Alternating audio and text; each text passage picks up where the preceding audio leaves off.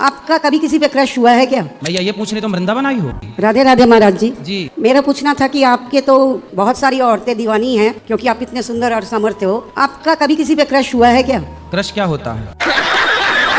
आपको किसी पे दीवाना बनाया है क्या? आपको किसी पे? तो हम तो भगवान के दीवाने हैं ही, भगवान की नहीं दीवानी नहीं, है। औरतों में दीवानी औरतें हैं, आपकी गोपियां हैं। अरे सब हमारी माँ बहन है, कोई नहीं दीवाना है। अरे कभी नहीं आया क्या? भैया ये पूछ रहे तुम वृंदावन आई हो? नहीं नहीं, दर्शन करने आए थे। तो क्या दर्शन कर रही हो उल्टा सीधा? हो तो आप भी मनुष्य ही ना। हाँ मनुष्य तो है। हाँ, तो हर मनुष्य को किसी ना किसी पे। तो हमने तो ब्याह कर लिया ना, अब हमारी पत्नी है। क्यों आपको नहीं पता? नहीं, मुझे नहीं पता था। अरे राम राम राम।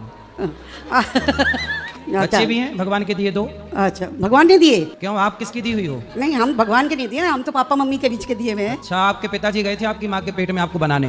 हाँ। एक्चुअली साइंटिफिक प्रोसेस है, उसमें तो साइंस से प्रोसेस है कि भैया स्पर्म जाता तो है। मतलब वैज्ञानिक गए थे आपकी माँ के पेट में? नहीं, वैज्ञानिक नहीं गए थे, पिताजी का स्पर्म गया था। हाँ। तो फिर वो कैसे बन गए? पानी की बूंद से आप कैसे बन गई? आंखें कैसे बन गई?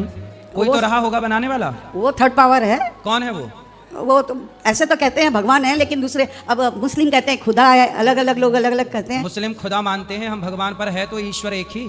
जो माँ के पेट में माँ बाप का योगदान इतना है कि उनके द्वारा केवल माँ बाप का संग हुआ, उसके बाद जो पानी की बूंद से निर्माण हुआ, वो निर्माण करने वाला कौन है, बस ये बताना है आपको।